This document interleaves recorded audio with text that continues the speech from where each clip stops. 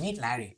He's a 19-year-old cat who lives at 10 Downing Street. Over the last 7 years, Larry has watched 5 different British prime ministers walk through his front door, lose their jobs, and pack their bags. He has outlasted David Cameron, Theresa May, Boris Johnson, Liz Truss, and Rishi Sunak.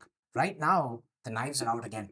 Dozens of members of parliament are calling for their current Prime Minister, Keir Starmer, to step down. I spent all weekend, as you'd expect, talking to your MPs and ministers, and most of them said to me that they do think your time is up. So what would This rapid turnover has people asking a simple question: what on earth is going on in the United Kingdom? If you ask the politicians, they will tell you the country has become ungovernable. But the real problem is much simpler. For 7 years, Britain has churned through leaders while the stagnant economy and a brutal cost of living crisis have refused to move. Voters get impatient, so they swap the person at the top. But changing the leader has not fixed the underlying decay. While the political drama plays out on television, a much quieter, less forgiving force is stepping in. The bond market is waving its pitchforks and demanding blood. This is the story of how a political crisis collided with economic reality. To understand how Britain got here, we have to look past the political headlines and examine a decades long chain of self inflicted mistakes. In finance, there is a famous warning: past performance does not guarantee future results. You usually find it hidden in the fine print of an investment pitch deck. It exists to shield fund managers when a portfolio crashes. But if this rule applied to countries, the United Kingdom would be the ultimate test case. For centuries, Britain set the global standard. It was the birthplace of the Industrial Revolution. It was the workshop of the world. By 1870, this single island produced nearly one-third of all manufactured goods on the planet. A century ago, it controlled the largest empire in human history. It ruled over 26% of the world's land area and a quarter of the population. Back then, British wealth felt like a permanent law of nature. Look at the reality today, though. The conversation has completely shifted to a stagnation trap. Economists are talking about the return of the British disease. It is a crisis built on a series of compounding errors. The empire dissolved after 2 world wars, but Britain remained highly successful for the rest of the 20th century. It was an economy that seemed to have found its footing. Then came the global financial crisis of 2008, and that footing slipped. The data shows a massive divergence. Between 2008 and 2023, the United States economy grew by a staggering 87%. During that exact same window, the European Union grew by just 13.5%. The UK managed a similarly sluggish 15.4%. Other global giants are struggling too. Japan is dealing with a shrinking workforce. China has cooled down due to a massive real estate crisis and an aging population. But Britain's struggles feel uniquely self inflicted. Over the last decade, the country has experienced non stop prime ministerial churn and constant policy U turns. British car production has plunged to its lowest level since 1956. Today, Britain stands as the only G7 nation where the actual volume of goods exports is lower than it was in 2016. If you read financial news, you'll constantly hear about the productivity puzzle. Economists use this phrase to describe a sharp drop in the value a British worker creates for every hour they work. Before 2008, British productivity was on a steady upward path. Since the crash, it has hit a flat wall. Today, the average British worker is about 20% less productive than a worker in the United States. But economist Tej Parek argues that there is no puzzle at all. We know exactly what is wrong. Well, the labour markets have looked pretty strong. We're seeing vacancies picking up, and again, employment intentions look quite high. I think the big question is really what happens when many of these furlough schemes across the Eurozone are wound down, which is what we're expecting over Q3 and Q4. And inevitably, there might be some pickup here in the unemployment data. About one-third of the slowdown comes from a basic lack of capital per worker. In plain English, the country has stopped buying the tools, machines, and software that workers need to be efficient. British workers have to make do with a third less capital than workers in peer countries. Britain has spent decades underinvesting in basic infrastructure and research. Parek pointed out a stark contrast in the Financial Times. In France, every single city with a population over 150,000 people has a mass transit system. In Britain, though, there are 30 towns and cities that exact same size that have nothing. When people cannot get to work because the buses do not run, the effective size of the productive cities shrinks. To find where the rest of the growth went, look at the regulatory red tape. Britain has built a planning system that is incredibly slow and complex. Take a look at this special project near Bristol. Local authorities wanted to reopen a tiny 3.3-mile train line. The planning process took 16 years. It generated 79,187 pages of planning documents. If you printed those pages out and laid them out end to end, the paperwork could stretch for 14.6 miles. That is nearly 5 times longer than the actual railway line. And after all that paperwork, not a single inch of track was actually laid. This planning paralysis makes it almost impossible to build anything new. But the red tape does not stop at physical buildings. It is baked directly into the tax code. Britain has created tax traps that actively punish extra work. Tax expert Dan Nadley from Tax Policy Associates highlights a junior consultant anesthesiologist earning just under £100,000 a year. Because this doctor has young children, the government gives him a 15-hour free childcare allowance. Without that subsidy, childcare would cost him around £20,000 a year. Now imagine the hospital has a massive backlog of patients. They ask the doctor to work extra shifts. If he accepts the hours and his income crosses the £100,000 mark, two things happen at once. His marginal tax rate spikes to 62% and his free childcare vanishes instantly. The math is brutal. To clear that £20,000 childcare loss and make a single extra pound of take-home pay, the doctor would have to work an extra 21 hours every single week. Faced with that choice, highly skilled professionals simply choose to stay home. Data from the Financial Times shows that roughly 400,000 people in the UK are deliberately capping their earnings just below the £50,000 mark and the £100,000 thresholds. They are bunching their income to avoid these specific tax traps. When you squeeze your top earners this hard, they eventually look for the exit. Data from the Office for National Statistics reveals that net emigration of British citizens has averaged about 100,000 people every year since 2021. Other countries are actively competing to take them in. This dynamic reached a surreal peak in the news recently. As conflict escalated in the Middle East, the British government began organizing emergency evacuation for citizens living in Dubai and the UAE. Many of those expats had moved to Dubai specifically to avoid the UK tax system. When the evacuation papers arrived, reports emerged that many expats refused to sign. They were terrified that signing the paperwork would trigger UK tax residency and put them back in the hands of the Revenue Service. It tells you everything you need to know about modern Britain when high earners view an Iranian missile and a British tax form as an equal threat to their safety. While the tax system pushes high earners out at the top, immigration policy has reshaped the bottom. Before Brexit, Britain relied on a flexible pool of European Union workers who moved back and forth naturally based on economic demand. Post-Brexit, the government dropped specific visa rules, triggering the fastest expansion of low-skilled migration in British history. Many of these visas are tied permanently to low-wage sectors like social care. The result is a rigid labor market with massive worker shortages in some industries and a surplus in others.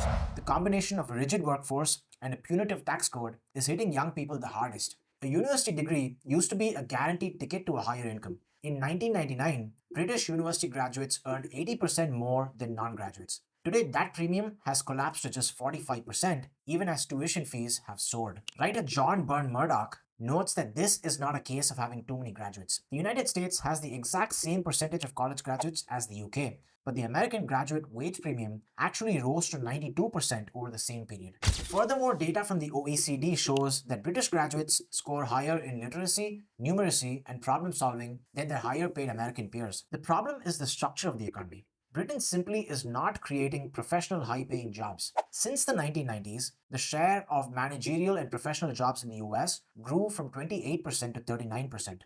Germany saw a rise from 19% to 30%. The Netherlands jumped from 34% to 45%. Britain managed a meager 6% point increase, crawling from 27% to 33%.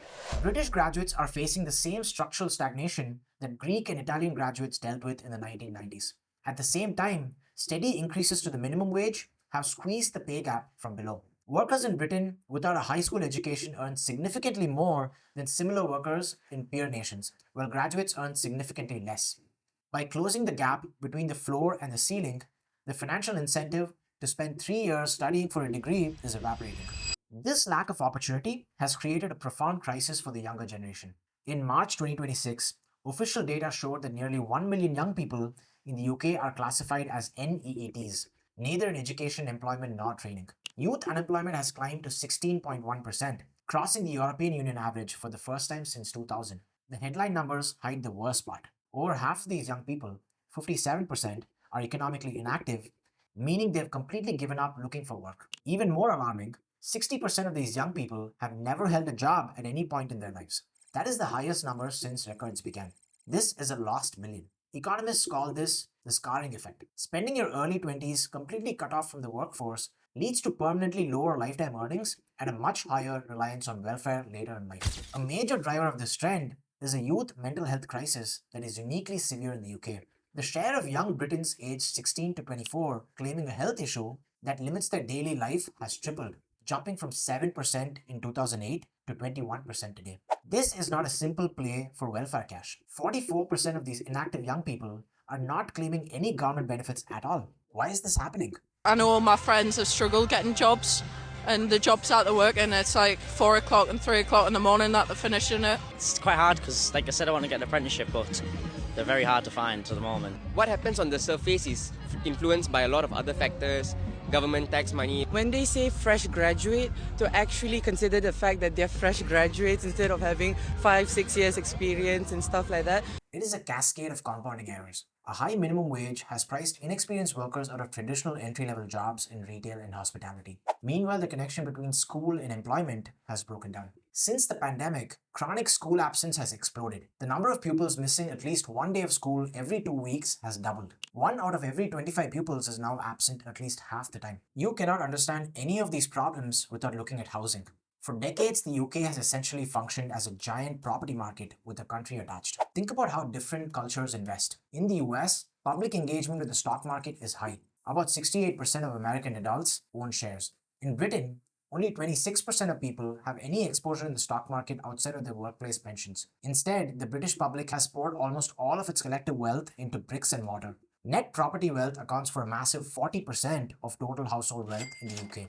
This choice has created a static, immobile economy. Governments are trapped. No political party can get elected if they allow home prices to drop. So policies are consistently chosen to push housing costs higher. Older generations sit on massive untaxed capital gains in homes that have soared in value, while the young cannot afford the cost of entry to live in productive cities. In early 2026, home prices in England sit at nearly 8 times median annual earnings. That is double the historical average of the late 20th century. Political leaders repeatedly promised to build 1.5 million new homes, but local NIMBYism and planning red tape block every development. Britain rebuilt with 1.5 million new homes.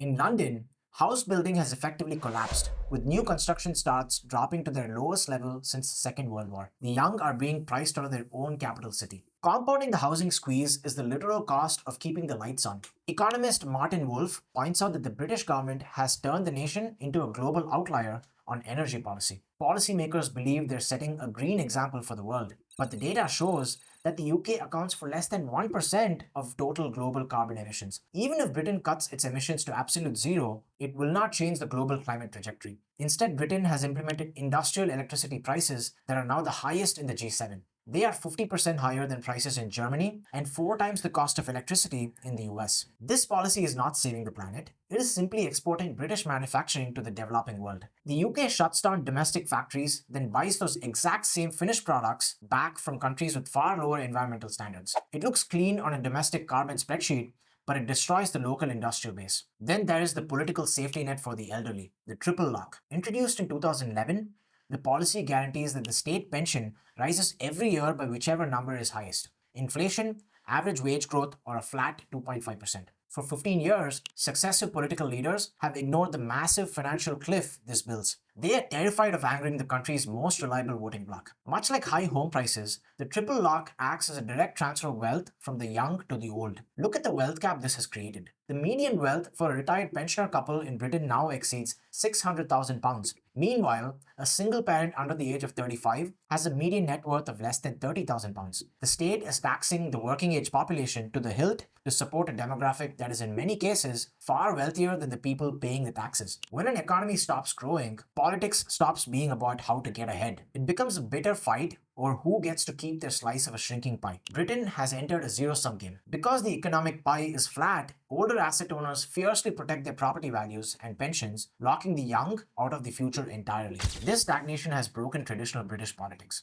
Historically, the working class voted Labour and the middle class voted Conservative. That dynamic fractured after the Brexit referendum. Age and education replaced social class as the major dividers. According to reports from The Economist, alternative parties like Reform UK and the Greens are making massive gains among voters who do not own homes. College-educated women who rent are moving toward eco-populism and the Green Party. Working-class male renters in social housing are switching to the nationalist populism of Reform UK. These movements do not offer actual solutions to the productivity problem, but they give voters a powerful way to vent national anger. Nigel Farage, the leader of Reform UK, is the face of this trend. He frames himself as a champion of the squeezed middle class, but he was also the primary architect of Brexit, the single largest self-inflicted wound to British economic growth in modern history. By 2026, the promised Brexit dividend remains completely invisible. Instead, the British economy is roughly 5 to 6% smaller than it would have been if it had stayed in the European Union. The trade friction and deep business uncertainty caused a structural dip that the country has never recovered from. Since the 2016 vote, UK business investment has essentially flatlined. In the 5 years leading up to that vote, it had been growing by nearly 30%. Overall trade intensity, that is the total value of imports and exports relative to GDP, has dropped by about 15%. This non-stop stagnation breeds deep public pessimism. A recent YouGov survey revealed that 79% of the British public believe their economy is fundamentally unhealthy. 3/4 of the population believe it will be even worse a year from now. This is the bleak landscape Keir Starmer inherited.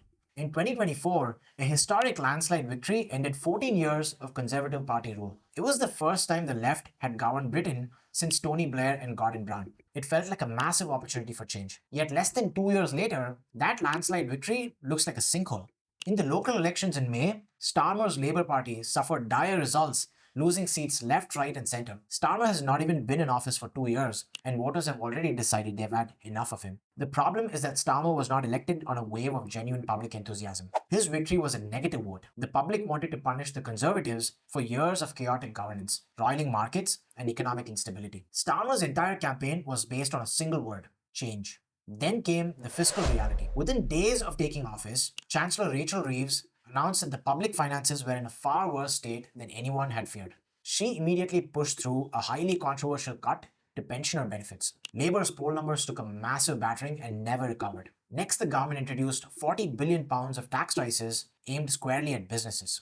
The compensation schemes that they did not fund, and their failure to assess the scale of the challenges facing our public services means that this budget raises taxes by £40 billion. Any Chancellor standing here today would have to face this reality. Critics warned that taxing companies this heavily would kill growth, and the data shows they were right. Unemployment has climbed since Starmer took office. Both worker payrolls and job vacancies have dropped significantly, with businesses citing higher employment costs as the primary reason. To make matters worse, personal scandals tore through Downing Street. A Bloomberg News investigation revealed that Peter Mandelson, whom Starmer had appointed as ambassador to Washington, had a relationship with disgraced financier Jeffrey Epstein that ran far deeper than anyone previously knew. The decision to appoint Lord Peter Mandelson to the plum Washington DC posting as UK ambassador almost toppled the Prime Minister Sir Keir Starmer.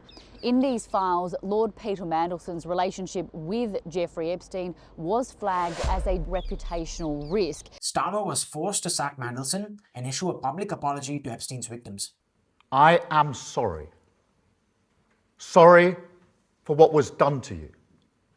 Sorry that so many people with power failed you. Sorry for having believed Mandelson's lies and appointed him. And sorry that even now you're forced to watch this story unfold in public once again. Behind all this political drama sits a brutal macroeconomic reality. Soaring welfare costs, weak productivity, and almost zero cash reserves. Britain has faced a continuous drumbeat of external shocks. The global financial crisis, COVID-19, the war in Ukraine, an energy price shock, the infamous Liz Truss mini-budget, and now a fresh war involving Iran. All of these issues culminate in the most critical threat facing the country: the cost of long-term government borrowing. The yield on the 30-year government bonds, known in the UK as gilts, has surged to its highest level since 1998. The cost of Britain's long-term borrowing has hit its highest since May 1998, as the market bets the Prime Minister can't hang on. Why does this matter to the average person? When government borrowing costs rise, the state has to spend a massive portion of its tax revenue simply servicing the interest on its debt. That leaves far less money for public investment, infrastructure, or public services. Right now, the global geopolitical situation is forcing Britain to increase its defense spending. Yet taxes are already sitting at their highest levels since the Second World War. The outbreak of war in the Middle East has triggered global inflation fears, causing government bonds around the world to sell out sharply. Japanese yields are at their highest since 1997. German yields are at levels not seen since 2011. But when you look at the 30-year yields across the G7, you see a unique, expensive premium that international investors are demanding specifically from Britain. Investors are looking at the political instability and charging the UK a penalty to lend it money. Britain enters this global crisis with massive baggage. The nation's total debt relative to its entire economic output is now about 90%. The more debt you hold, the more vulnerable you are to rising interest rates. In the most recent fiscal year, the British government spent approximately £100 billion on interest payments alone. To put that number in perspective, £100 billion is roughly equal to the United Kingdom's entire annual education budget. Voters wanted to see cash poured into crumbling public institutions, but the money is being swallowed up by interest costs instead. Before the war in Iran broke out, the Bank of England had forecast that inflation would hit its 2% target in 2026, which would have allowed them to cut interest rates and ease borrowing costs. But in March, that inflation forecast was revised upward due to rising oil prices. The financial relief the country desperately needs has vanished. The British disease of the 2020s is not a lack of talent, and it is not a lack of ideas. It is a state of policy-induced paralysis. The solutions are not a mystery, but they require hard structural choices that politicians are terrified to make. It means unpicking the tax traps that keep doctors and high earners from working. It means gutting a planning system that takes 16 years to approve 3 miles of train track. And it means making the painful decision to stop prioritizing a protected bunker economy for older asset owners at the absolute expense of the next generation. Britain has spent over a decade proving how easy it is to erode a highly successful economy through a continuous chain of compounding errors. The only question left is whether the country can finally find the political courage to start putting it back together. I'm Balaji, and this is how I see it. Thank you. I'll see you in the next one.